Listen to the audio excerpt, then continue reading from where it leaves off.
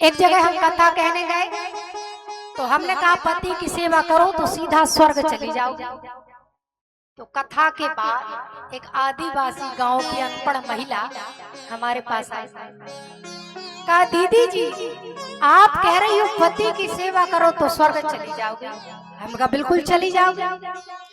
कहा हम ठहरे गांव के अनपढ़, हम तो जानते ही नहीं है पति की सेवा करते कैसे। आप पढ़ी लिखी हैं, कथा बाँचती हैं, हमको बता दीजिए पति की सेवा कैसे करते हैं, तो हम भी वैसे ही करेंगे तो हम भी स्वर्ग चले जाएंगे। हम कहे काम करना, पति जब काम करके घर आए ना तो अपने पतिदेव को बढ़िया चौकी पे बिठाओ, है ना, और पति के दोनों पैरों को बड़े बर्तन में रखो और रगड़ रगड़ के धो। पति के पैरों को धोने के बाद जो चरणामृत निकले उसे पी जाओ, सीधा स्वर्ग चली जाओ। अरे बाप रे बाप, इतनी कठिन तपस्या।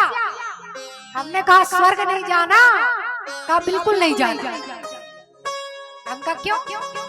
कहा दीदी आप कह रही हो कि पति के पैरों को धो धो कर पियो, और संयोग से हमारे पतिदेव के पैरों की इतनी मोटी मोटी एड़ियां फट रही हैं, पूरे भजनिया का धूल मिट्टी कीचड़ सब हमारे पतिदेव के पैरों में लगा है।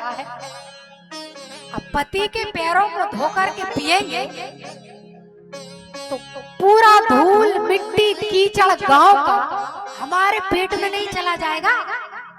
हम सब कुछ करेंगे लेकिन इतनी कठिन तपस्या करने वाले नहीं।